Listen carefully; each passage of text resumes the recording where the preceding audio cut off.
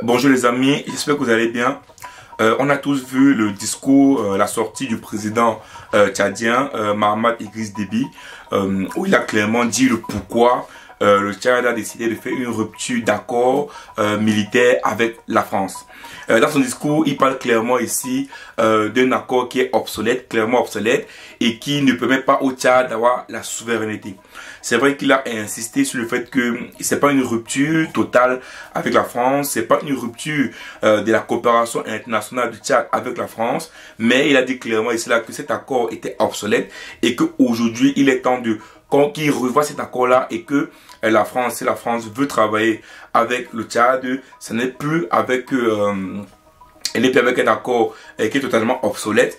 Mais ce qu'il a également précisé dans ses propos et qui m'a semblé intéressant, important d'évoquer ici, c'est qu'il a dit clairement dans ses propos que ils ont constaté que la présence militaire au Tchad n'apportait quasiment rien.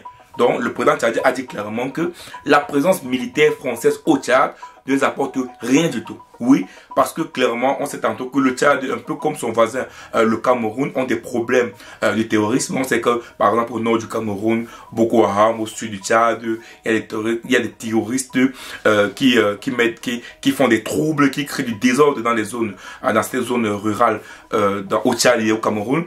Et il a dit clairement ici qu'il ne voit pas l'impact de la France dans ces conflits. Et donc, clairement, il dit ici là que le Tchad doit être capable lui-même de pouvoir se sécuriser, d'apporter de la sécurité à ses populations sans compter sur la France, que d'ailleurs la France n'apporte même pas cette sécurité au Tchad. Et c'est là encore que je veux qu'on revienne alors. Si le président Déby, Mahamat Déby, dit que la présence française n'apporte pas de la souveraineté au Tchad, mais également il ne voit pas leur apport sur la lutte contre le terrorisme dans les pays. La question que j'aimerais te poser dans cette vidéo, c'est que finalement, à quoi servent réellement les présences françaises en Afrique? Si au Sénégal, ça ne sert à rien. Si au Gabon, ça ne sert à rien. Si pendant longtemps, pendant des années, ça n'a servi à rien au Mali, ça n'a servi à rien au Tchad, alors ces présences militaires servent à quoi? On pourra dire clairement qu'une présence militaire d'une puissance étrangère permettra aux pays où ils se trouvent, non seulement de bénéficier de leur protection, de leur aide. Par exemple, si par exemple, c'est pas comment les militaires français peut-être au combat connaissent un peu des techniques, connaissent peut-être, ils ont une compétence spécifique dans un domaine. Ça peut être au niveau de l'utilisation des chars d'assaut, ça peut être peut-être dans le combat, ça peut être dans la stratégie. Oui, si au moins cet apport-là intervenait pour aider en fait, ou pour donner un coup de main, pas pour aider, peut-être aide, là je n'aime pas trop ce terme-là, pour donner un coup de main aux soldats tchadiens, là on aurait dit clairement que la France apporte quelque chose au Tchad. Mais si le président Déby l'évoque de cette manière, parle de cette façon, ça veut dire qu'il a vu les contours de l'accord, il a vu concrètement qu'est-ce que le Tchad gagne à l'intérieur, et il s'est dit merde, à l'intérieur concrètement, nous on ne gagne rien. Concrètement, à l'intérieur, les ceux qui gagnent à l'intérieur dans cet accord, c'est la France. Donc c'est pour ça d'ailleurs qu'il a donc décidé de mettre fin à cet accord-là.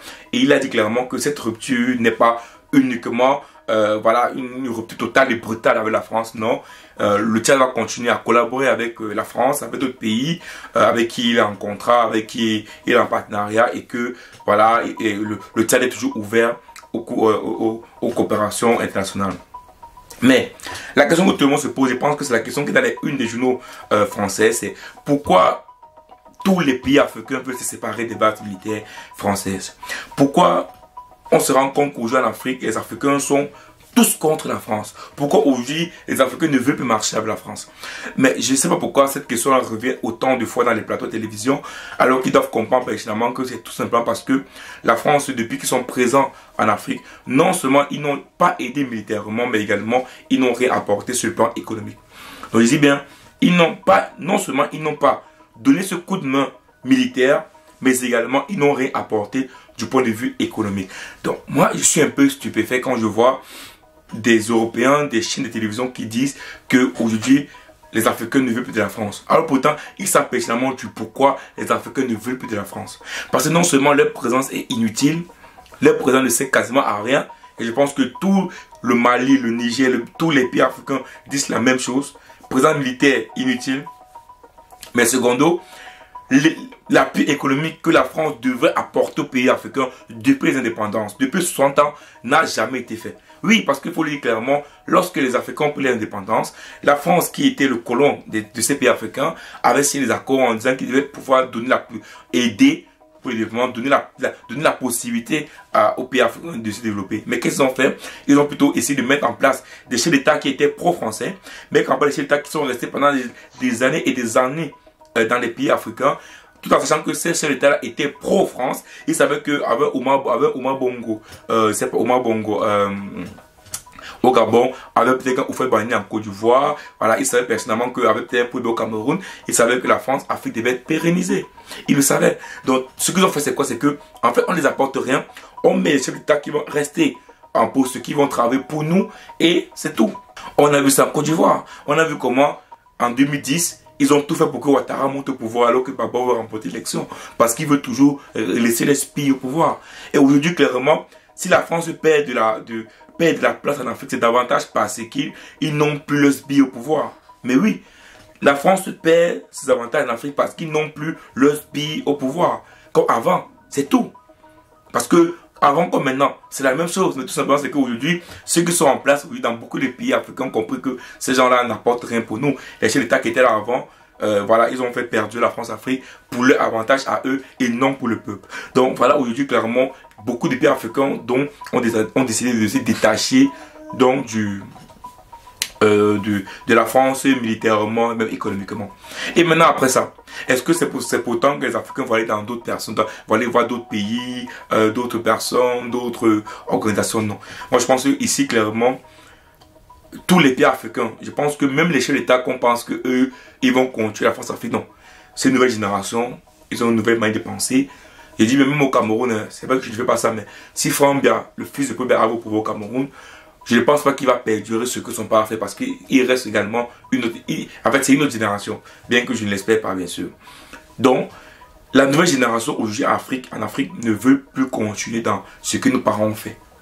Aujourd'hui, les jeunes aspirent également à des nouvelles choses. Vous savez, ce que nous, par exemple, on est confrontés, nous les jeunes aujourd'hui en Europe, ces jeunes présidents africains qui ont la chance même d'aller en Europe faire des études aux États-Unis, un peu partout dans le monde entier, ont subi les mêmes problèmes. Ils ont les mêmes, je ne sais pas comment on dit ça, défiants de race, les mêmes un peu, quand ils arrivent dans un bureau en Europe, aux États-Unis, on les prend différemment. Donc, ils ont quand même également subi cette différence, vous voyez un peu. Et quand ils reviennent même en Afrique, et nous les jeunes et d'autres jeunes, ils se disent que non, il est temps qu'on se développe, il est temps qu'on soit respecté. Vous savez, quand tu n'es pas respecté, quand tu vas ailleurs, tu te dis à un moment donné, quand tu rentres chez toi, tu dis, je dois participer au développement de mon pays et je dois faire tout et tout qu'on soit respecté. Nous ne pourrons plus accepter ce que nos parents ont accepté. On est dans une autre voie, on est dans une autre dynamique, on veut des nouvelles choses, on veut du changement, on veut également voir l'Afrique se développer. On ne veut pas toujours être les derniers du monde. Et aujourd'hui, les jeunes présidents africains l'ont bien compris. Les dirigeants actuels africains l'ont bien compris. Et je pense que là, on va vers une vraie destination, un vrai changement à l'Afrique. Et je pense que le meilleur reste à venir. Ciao.